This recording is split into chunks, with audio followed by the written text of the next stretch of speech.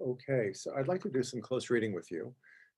And this is another one of those scenes that often gets cut out of Shakespearean plays because they seem not to be so significant. But once we read them, we can see how they not only reflect the rest of the play, but they turn into a lens through which we can view the rest of the play. So here's an encounter between Corin, who lives in the forest. He's the simple shepherd, and Touchstone, who is, remember, he's the fool. The more I am an art, the more I am an art, the more fool am I, right? So we realize that Touchstone has a sensibility. I mean, it's interesting because as fool, he's not somebody who will be transformed by the forest. He just finds himself, he just recognizes everything around him as kind of mirroring him. He's not a character that will transform. When he's in the court, he can help transform the court. You see that especially in Shakespearean tragedies. But he stays in the forest. But Corin is really, he's a figure that we might expect to meet in the earlier play Rosalind. He is in the earlier play Rosalind. Um, but this is almost a reference point, or Corin is a reference point for that earlier play, in that play, Corin is very happy. He's got everything he needs. He is a happy pastoral shepherd. And here, Corin asks Touchstone, "And how you like this shepherd's life, Master Touchstone?" Truly, shepherd, in respect of itself, it is a good life, but in respect that it is a shepherd's life, it is not. In respect that it is solitary, I like it very well, but in respect that it is private, it is a very vile life. Now in respect it is in the fields, it pleaseth me well, but in respect it is not in the court, it is tedious. As it is a spare life, look you, it fits my humor well, but as there is no more plenty in it, it goes much against my stomach. And then he asks him if he has any philosophy in him. And Corin responds, "No more, but that I know the more one sickens, the worse at ease he is. And he that wants money, means, and content is without three good friends, that the property of rain is to wet, and fire to burn, that good pasture makes fat sheep, and that a great cause of the night is lack of the sun, that he that hath learned no wit by nature, nor art may complain of poor breeding, or comes of a very dull kindred."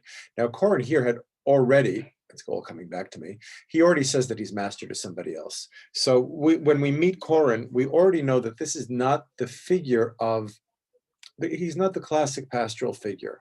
Just like the golden world that the Duke occupies is not the world of abundance, right? They go deer hunting, it's cold, they notice how cold it is. Corin, having changed or transformed from the earlier play Rosalind, is now a character, and we're getting ready to read this carefully, is now a character who is not that classic figure. Now, really what we're interested here, coffee is starting to kick in, is what Touchstone's attitude is towards the shepherd's life. So I want to go through this passage again.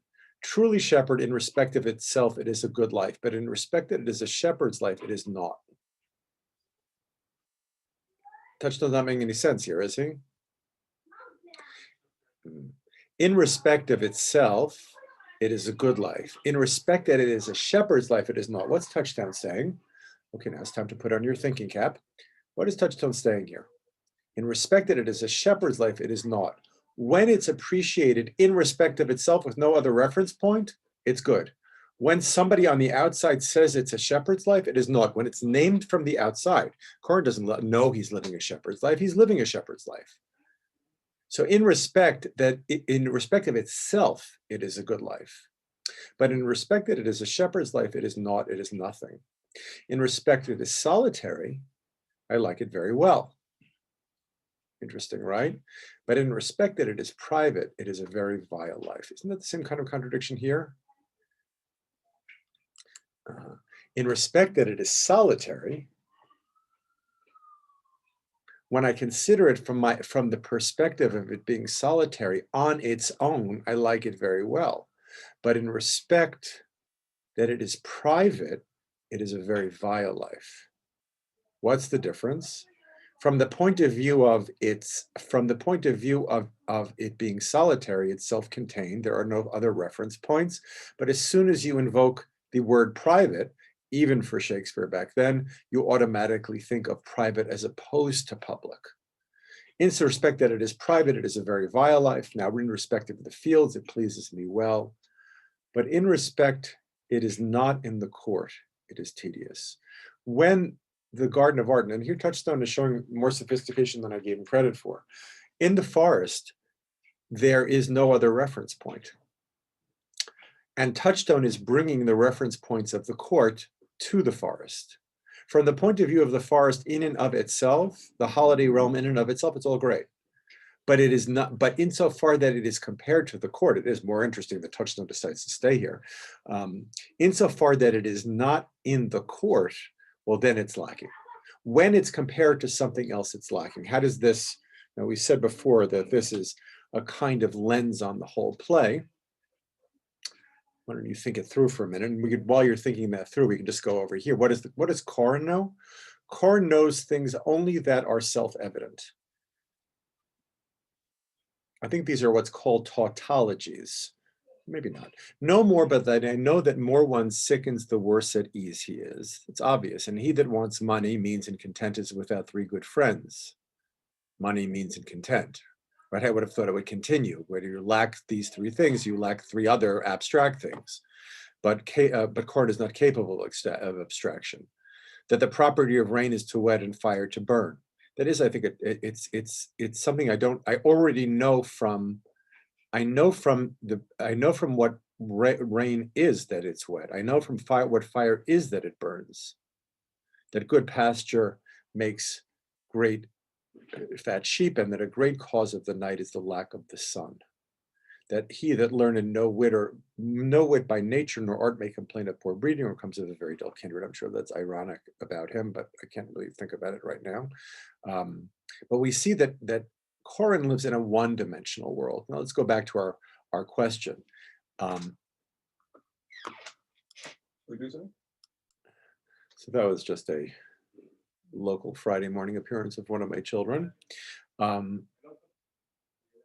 Let's just see here.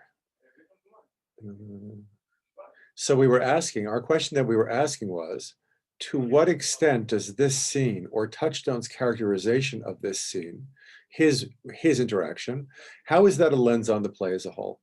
So we saw that Touchstone, when he sees there is the possible single perspective, and Touchstone opens it to a double perspective.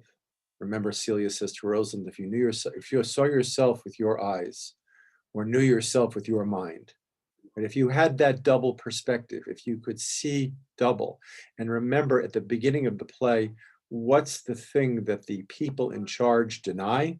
Seeing double, right? Duke Frederick exiles Duke Senior. Oliver tries to have Orlando killed. There's a denial of doubleness. There's a desire for singleness. Now, Corin, who lives in the forest, he doesn't benefit from the forest. He just lives there.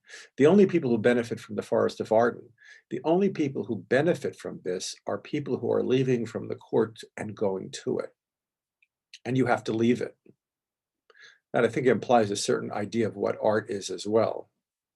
That I need to appreciate art as something that I don't lose myself in entirely, that I stay conscious about. I think Spencer is about this also, that the image, you shouldn't get sucked into it, but the image should be something from which you learn. And that's what, and I keep on suggesting this, and we'll bring this home in our next class, that this ability to see double, what allows for the transformation is this play world. The play world is, we talked about this at the end of last class, the play world is the play between Rosalind and Orlando, that game that they play, that play that they play. The play is the whole getting dressed up and going into the Forest of Arden. The play, in a sense, the play, not the play, the playing is in the Forest of Arden. In order to benefit from the playing, you have to lead it. If you stay there the whole time, it's not meaningful. And as I said at the end of last class, and this is where the play becomes, I want to just say, deeply profound. The play, when we realize that every day is to holiday in the play itself, as every day is to holiday for us people watching the play. Our everyday is our everyday, going to the theater. Our play is the play of the play that we're watching. We go, and what happens when we leave the theater? Well, we've been affected by what we saw in the middle. That changed us, that transformed us. If we just stay inside of that play, well, then we're just Corin. Then it's just play. But this is not just play. Whatever happens in the Forest of Arden is not just play. And we see that in Touchstone's rejection of Corin, Corin's single-mindedness. And even though Touchstone decides to stay here, he will always be Touchstone. He's always a court figure. He will always see double. But I guess for some reason, life is simpler. Life is simpler for Touchstone and Arden. And maybe as a character like a fool, he doesn't have to transform. I mean, not that he's a psychically healthy.